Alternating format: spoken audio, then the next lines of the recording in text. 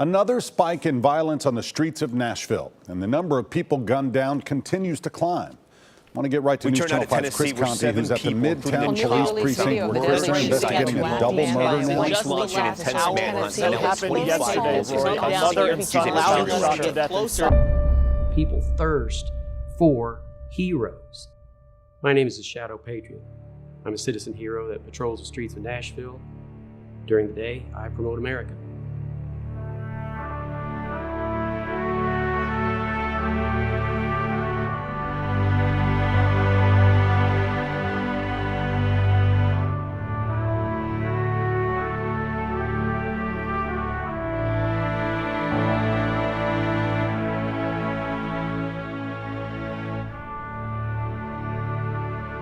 Nashville is truly a unique city, becoming more so every day.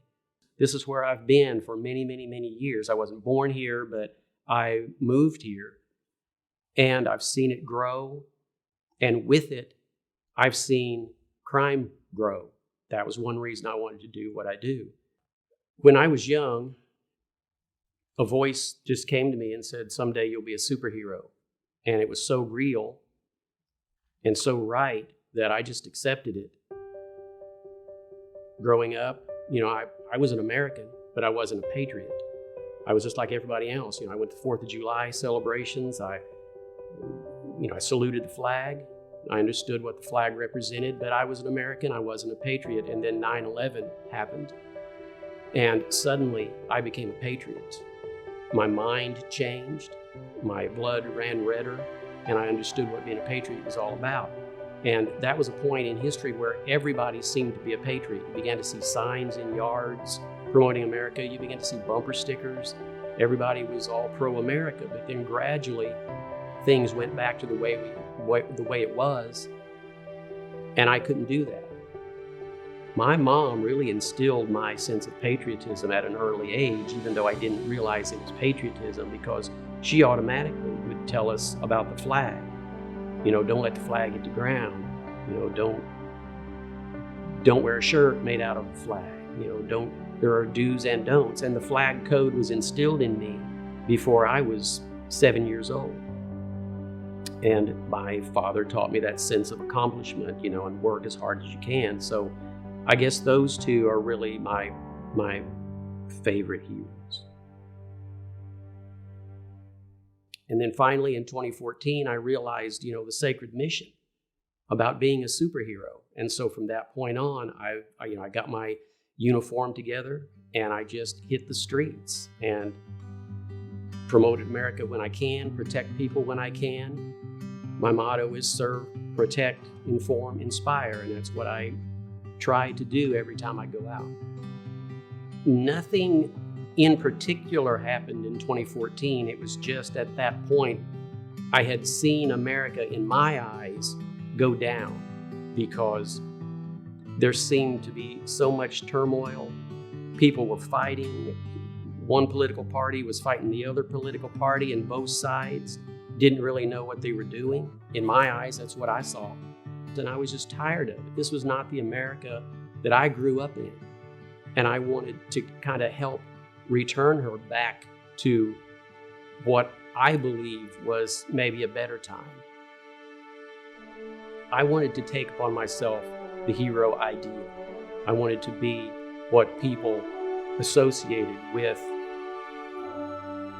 a dramatic hero. And that's not to say that a soldier isn't a dramatic hero, but this is more of the way my mind works. I grew up loving Superman and Batman. I was really into comic books. When I first started, I didn't know if anyone had ever done anything like this. All I knew is that I wanted to do it. There was no rule book. There was no one to guide me in doing this. I designed my uniform in such a way that it would provide protection. I had to plan for what might be out there. I realized there would be ridicule, but I was ready to brave the ridicule.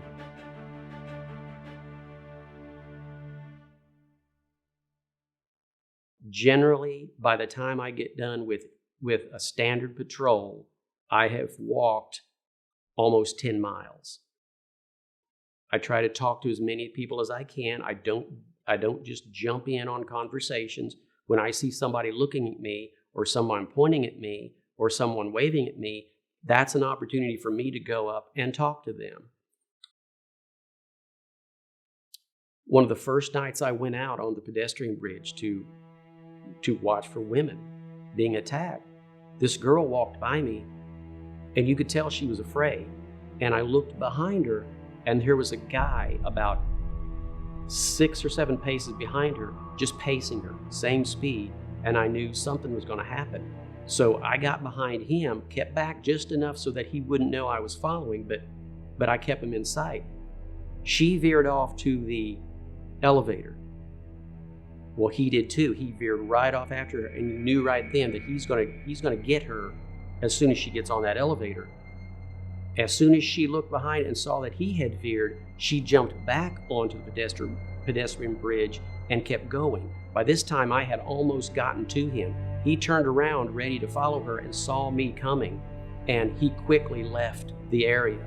I followed her on down, and when I said, "Ma'am," she jumped and she said, "Oh, I thought you were that guy." And I said, "No, I saw what was going on and I was there to protect you." And she said, "Thanks so much." So I feel that I did stop something bad from happening that night.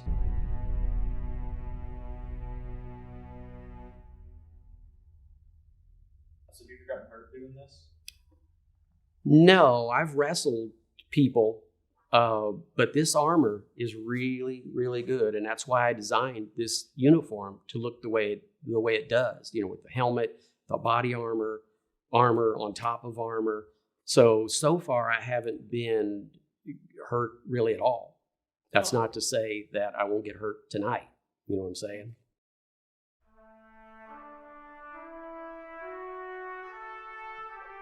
Nashville has a big homeless problem, and many of those homeless are veterans, and that breaks my heart that people get back from serving our country and then can't function in our society any longer.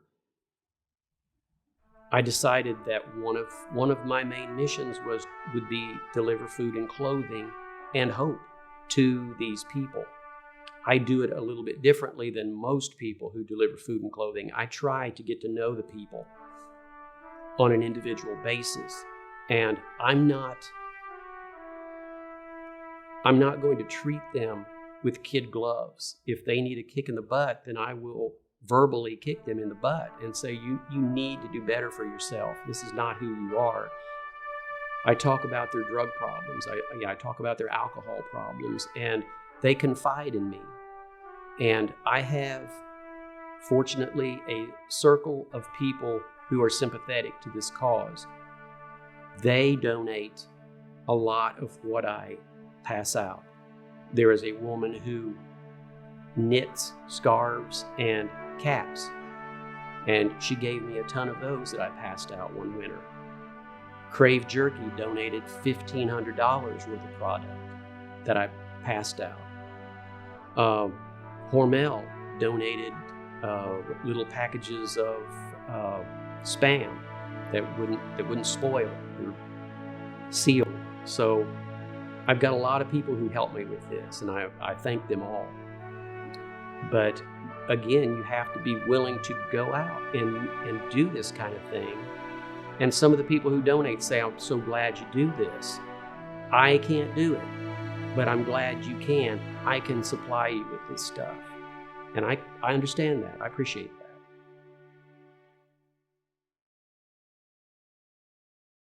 There's a different kind of patriot walking the streets of Nashville. He might look like Captain America, but he doesn't call himself a superhero.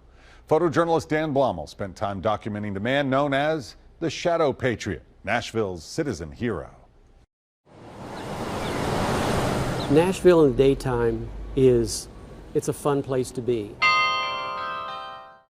When the Channel 5 broadcast happened, suddenly everybody on the internet was talking about it. The story on YouTube has gotten thousands of hits. They've talked about me on podcasts, which one of them now is wanting to do a special podcast with me. A flag company has created a website for me, free of charge, just to promote what I'm doing. And that's just here in America. There are people all over the world now that associate me with what America is all about, and I couldn't be happier. We have so many foreign visitors, and I have become kind of an American ambassador to these people. And it's just surprising how not only Nashvillians, not only Americans need heroes, but people from other countries come here and see me as something special. And I truly don't think I am. I'm just an average guy. But it shows me that people need heroes and that people hunger for that. People thirst for heroes. And if I can provide that for them, I'm very thankful for that. During the day, because I almost always carry a flag with me, they immediately know what the mission is. And that's when they come up. They want to take pictures.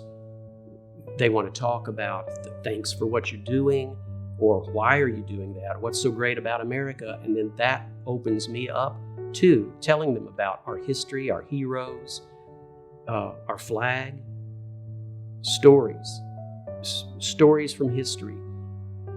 I had a teacher one time that was with a group of high schoolers, and he said, talk to us, tell us what you're all about. And so I went into this free-form stream of consciousness thing about, this is America, this is your country, and you're going to be voting in just a couple years, and we're going to pass off the baton to you. So you need to know everything you can about this country, and you need to know where you're going to stand when you get into that voting booth. I just thought it was a talk. It was just something that I said. I turned around and walked off. The entire class began to cheer and clap, and it became this roar, and I just kept walking, and they clapped and applauded until I went around the corner. That's the effect that I can have, and that's also the effect that you can have. You don't have to dress like this to be a hero. You can be a hero in a lot of different ways. You can be the best kid you can be. You can be the best husband you can be. You can mow your neighbor's yard. You can deliver food to the homeless, which I do, food and clothing. So anybody can be a hero. And now is the time to do that.